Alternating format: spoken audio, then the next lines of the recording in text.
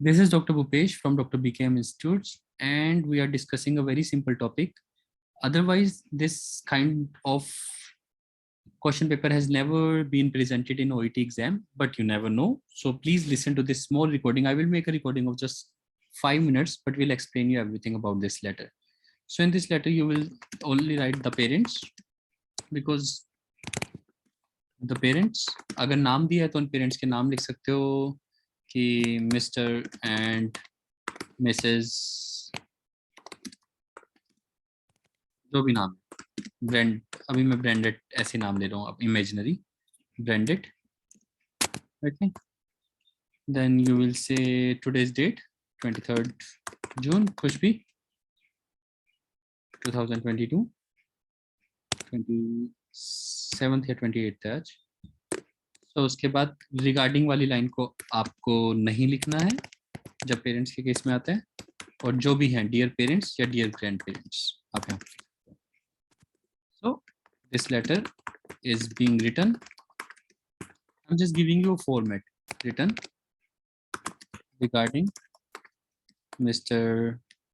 की बजाय मास्टर, क्योंकि वो बच्चा है, मास्टर एक्स, और यहाँ पे फर्स्ट नेम लिखना है. जब भी कोई भी नाम, वैसे हम हमेशा सेकंड नेम लिखते हैं, लेकिन जब भी कोई 18 ईयर से नीचे होगा तो फर्स्ट नेम लिखना है. तो अगर उसका नाम जेमी एंडरसन है तो आपको लिखना है master Jamie. Generally first name लिख के, I am writing this letter is being written regarding your son, Master Jamie, who was admitted to our hospital due to fracture. Now,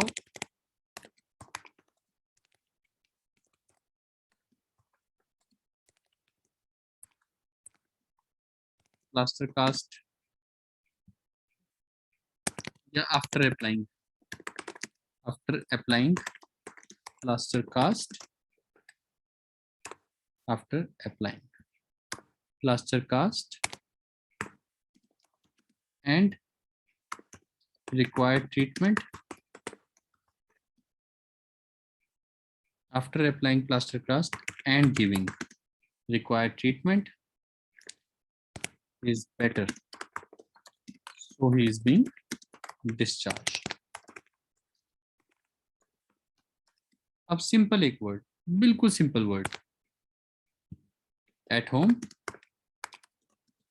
you are advised to follow few instructions for his speedy recovery. So that is how you write the first paragraph.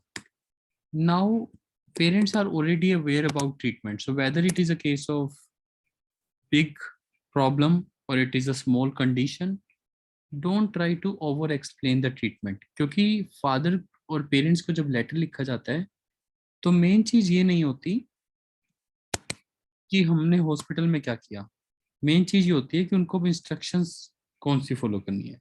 So best word है at home you are advise to. So when he reaches home, first of all,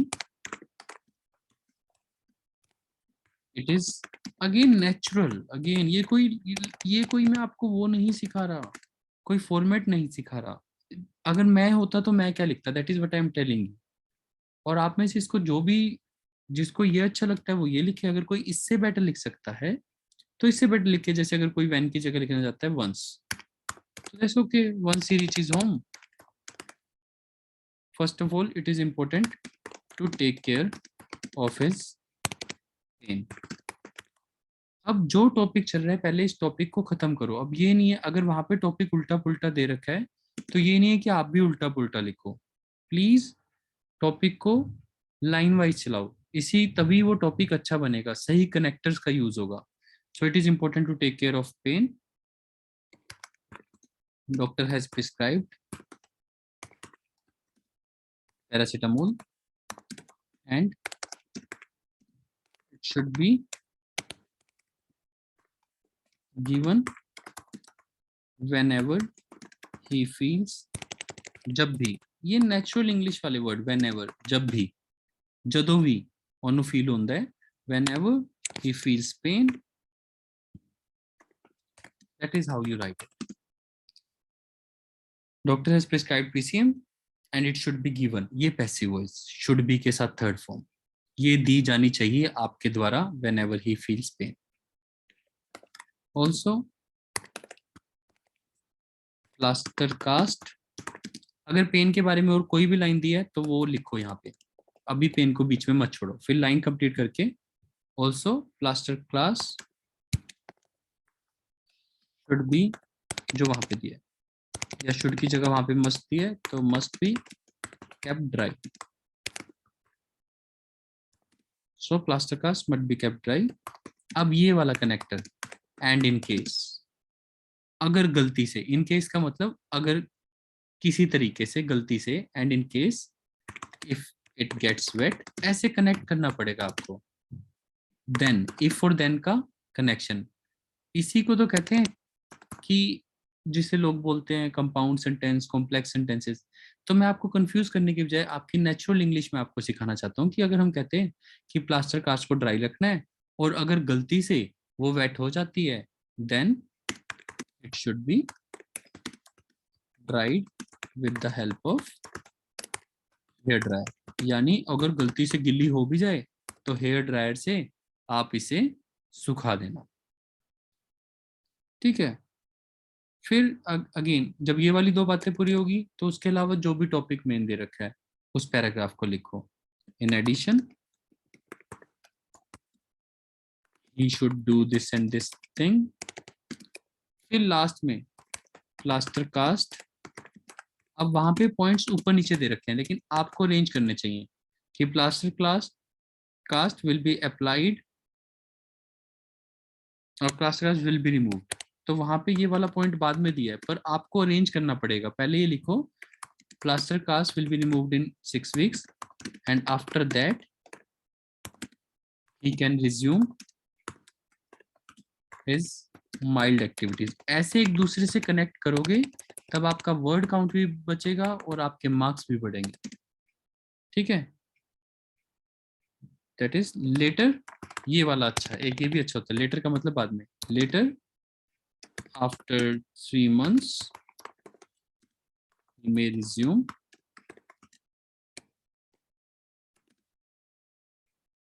his other activities. That is how you should write. So in case if you do not understand anything, then please contact the doctor or our nursing staff. यहाँ पे छोटा सा com, in case you if you do not understand anything, then यहाँ पे comma, then please यहाँ पे एक छोटा सा वर्ड डाल देते हैं, feel free to contact the doctor or nursing staff on the given number. बिल्कुल लेक्चर और स्पीकिंग में भी यही बोलना होता है. स्पीकिंग भी तो ऐसी चलती है. Then again yours, इसमें नाम दे रखा है तो नाम दे रखा है तो हम लिखेंगे yours sincerely registered nurse. अगर आपका भी नाम दिया हुआ है, मान लो आपका नाम दे रखा है मिस जेनी, तो आप अपना नाम भी लिख दो, miss jenny registered nurse. That is how you should write letter to parents or grandparents in this format. तो पैसिव वॉइस का थोड़ा use, it should be given, plaster cast must be kept dry आपके द्वारा, अगर वो हो जाती है then it should be dried आपके द्वारा. जो बच्चे को काम अपने आप करना है, he should do this and this thing. plaster cast will be removed, passive voice हमारे द्वारा रिमूव कर दी जाएगी और उसके बाद वो अपने आप कर सकता है, ये एक्टिव में, and he can resume. और फिर कैन की जगह मे का यूज कर दिया। कैन और मे में कोई फर्क नहीं होता, बस मे थोड़ा लाइटर के लिए यूज होता है, पर वो ओईटी में हमें सीखने की जरूरत नहीं है। बस कैन और मे एक जैसे होते हैं, दोनों का मतलब सकता है होता है। He may resume his other activities. In case if you do not understand anything, then please free to contact. That is how you should write this simple letter and make it very simple. So again, if still there would be any doubt that would be persistent even after listening to this recording, then again we are available at your service. This is Dr. Bhupesh from Dr. BKM Institutes. Our contact number is 76967342256. Thank you.